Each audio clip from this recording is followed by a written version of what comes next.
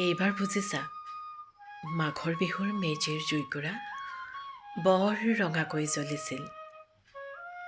আমাৰ আইতাৰ কলি ছাগলীজনীৰ দুটা পোৱালি জগিছে, এটা সুদ বগা আৰু আনটো পখৰা।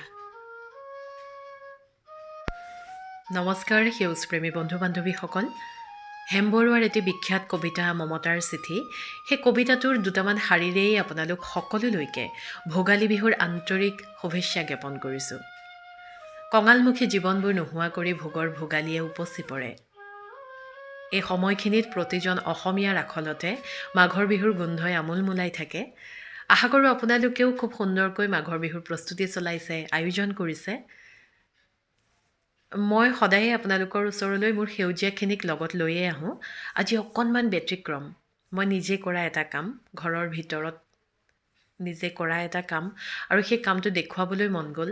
সেই কামটো দেখুৱাবৰ কাৰণে আজিৰ নিচিনা ধুনীয়া দিন বেলেগ একো হ'ব নোৱাৰে।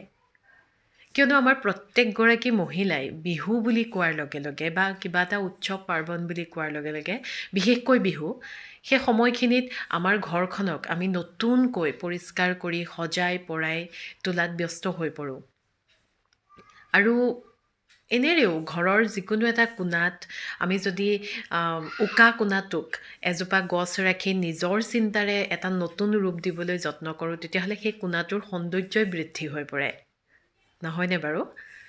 ঠিক তেনেকৈয়ে এখন উকা বেৰক অকণমান চিন্তা আৰু ৰঙৰ জৰিয়তে আমি নতুন এটা ৰূপ দিব পাৰোঁ। ময়ো তাকে এটা চেষ্টা কৰিছিলোঁ মাত্ৰ। এইটো হৈছে মই মোৰ জীৱনত কৰা প্ৰথমটো ৱাল পেইণ্টিং। এইখিনি মই মোৰ মাৰ ঘৰত কৰা। বিয়াৰ আগতেই ময়ো ইউটিউবত দেখি দেখি তাৰ পৰাই উৎসাহ পায়েই কৰিবলৈ মাত্ৰ এটা চেষ্টা কৰিছিলোঁ। বিশেষ কোনো মোৰ প্ৰশিক্ষণ বা অভিজ্ঞতা নাছিলে এনেধৰণৰ কাম কৰাৰ। এইটো ড্ৰয়িং ৰুমত আঁকিছিলোঁ আমাৰ ঘৰৰ, মাৰ ঘৰত। এজোপা গছ, তাত ৰং বিৰঙী দুটামান তৰা, আৰু সেই তৰাখিনিৰ মাজলৈ এহাল উৰণীয়া পক্ষী উৰি আহে। এনেধৰণৰ এটা চিন্তা লৈয়ে মই সেই ছবিখন আঁকিছিলোঁ। এনেকুৱা বহুত ছবি আছে যিবোৰ ছবিয়ে, অকণমানি এটা ছবিয়েই আমাক এটা কাহিনী বৰ্ণনা কৰি দিব পাৰে।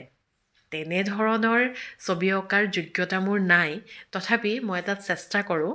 আৰু এইবিলাক যে মই আঁকি থৈ আহিছোঁ, এতিয়া মই তাত নাই যদিও মোৰ মায়ে বা মোৰ ভণ্টীয়ে এইখিনি দেখি দেখিয়েই মোৰ অৱস্থিতিটো অনুভৱ কৰি থাকে, আৰু তাকেই লৈ মই সুখী হৈ পৰোঁ। আৰু এই দুখন হৈছে টেবুল কেলেণ্ডাৰৰ ডাঠ কাগজ দুখন থাকে। সেই ডাঠ কাগজ দুখনত মই এখনত ডুব যোৱা বেলিটো আৰু লগত গছৰ এটা ডাল, তাতে দুটি চৰাই আহি পৰে। দিনটোৰ যেন দুখ ভাগৰখিনি তেওঁলোকে আলোচনা কৰে। লগতে জোনাক নিশাৰ এটা দৃশ্য অকণমান আঁকিবলৈ যত্নহে কৰিছিলোঁ। মই কৈছোঁৱে আপোনালোকক, মোৰ কোনো অভিজ্ঞতা বা প্ৰশিক্ষণ নাই এইবোৰ ক্ষেত্ৰত। আৰু এইটো হৈছে আমাৰ ড্ৰয়িং ৰুমটোত বেৰখনত মই অঁকা এটা ছবি। ওপৰলৈ যোৱা চিৰিটোৰ লগতে যিখন বেৰ আছে, সেই বেৰখনতে মই এই ছবিটো আঁকিছিলোঁ। আচলতে মই সেউজীয়া ভাল পোৱা মানুহ, প্ৰকৃতিৰ বস্তুবিলাক মই ভাল পোৱা মানুহ, প্ৰকৃতিক ভাল পাওঁ। সেইকাৰণে মই যি কামেই নকৰোঁ কিয় তাত অকণমান হ'লেও প্ৰকৃতিৰে চিন থাকে। গছ, পাত, ফুল, চৰাই চিৰিকটি, এইবিলাকক লৈ খুব ভাল পাওঁ, সুখী হৈ থাকোঁ। আৰু মই এই ছবিবিলাক আঁকিবলৈ ফেব্ৰিক, যিটো এক্ৰেলিক কালাৰ, সেইটো ব্যৱহাৰ কৰিছিলোঁ। সেইটো এনেকৈ নখটো মাৰি দিলেও বেয়া হৈ নাযায়। ৱালত আঁচুৰ পৰিলেও বা নখটো মাৰি দিলেও ছবিসমূহ বেয়া হৈ নাযায়, খুব ধুনীয়া হৈ থাকে। আৰু কেতিয়াবা যদি আমি ইচ্ছা কৰোঁ লেতেৰা হৈছে, তেতিয়াহ'লে তিতা কাপোৰ এখন লৈ মোহাৰ মাৰি দিলেও ছবিখন বেয়া হৈ নাযায়। আৰু এইটো হৈছে মই একদম প্ৰথম বিয়া হৈ অহাৰ পাছতেই এই ঘৰখনত আহি এই ছবিটোৱে মই প্ৰথম আঁকিছিলোঁ। প্ৰথমতে যেতিয়া আঁকিছিলোঁ, তেতিয়া যিসকলে দেখিছিলে তেওঁলোকে মানে প্ৰথমতে কৈছিলে, নহয় তুমি এইটো ষ্টিকাৰ লগাইছা, এইটো তুমি নাই অঁকা। কিন্তু নহয়, আচলতে মই আঁকিছিলোঁ, নিজে আঁকিছিলোঁ। এক্ৰেলিক কালাৰটোৱে মই ব্যৱহাৰ কৰিছোঁ ইয়াতো। আৰু ইয়াতো মই অকণমান নখটো লগাই দেখুৱাই দিছোঁ। এইটো চাওক এনেকৈ নখটো মাৰি দিলেও বেয়া হৈ নাযায়।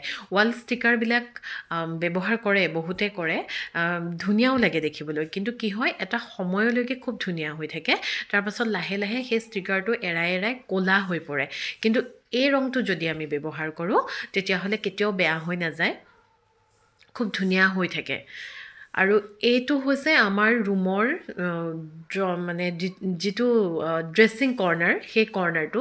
ড্ৰেছিং আইনাখনৰ কাষে কাষে মই এনেকৈ এজোপা গছ আধাকৈ আঁকি এটা ডাল এইফালে বগাই অহাকৈ দেখুৱাই তাত দুটামান পাত দি দিছিলোঁ, আৰু ড্ৰেছিংখনৰ দুয়ো কাষে পাতবিলাক যেন গছৰ পৰা সৰি আছে, সৰা পাতৰ এটা ৰূপ দিবলৈ মই যত্ন কৰিছিলোঁ।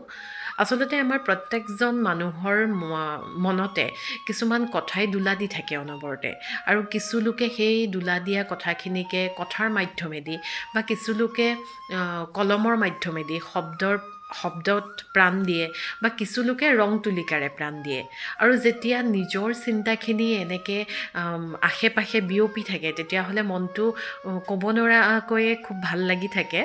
আৰু মোৰ মায়ে কোৱা এটা কথা মোৰ প্ৰায়ে মনত ৰাখিছোঁ। মই সৰুৰে পৰা মায়ে মোক কৈ আহিছিলে যে এখন ঘৰ তেতিয়াহে ঘৰ হৈ থাকে যদিহে তাৰ ছাল বেৰবোৰ সুন্দৰকৈ পৰিষ্কাৰ কৰি ৰখা হয়। যদি পৰিষ্কাৰ কৰি ৰখা নহয় তেতিয়াহ'লে বাঁহ নাইবা ইটাৰে বনোৱা বেৰখন সদায় বেৰ হৈয়ে থাকি যায়, ঘৰলৈ পৰিৱৰ্তন নহয়। গতিকে আশা কৰোঁ আপোনালোকে আজিৰ এই ভিডিঅ'টো চাই ভাল পালে। যিসকলে সম্পূৰ্ণকৈ ভিডিঅ'টো চালে আপোনালোক সকলোকে জনাইছোঁ অশেষ ধন্যবাদ। ভালে থাকক, কুশলে থাকক।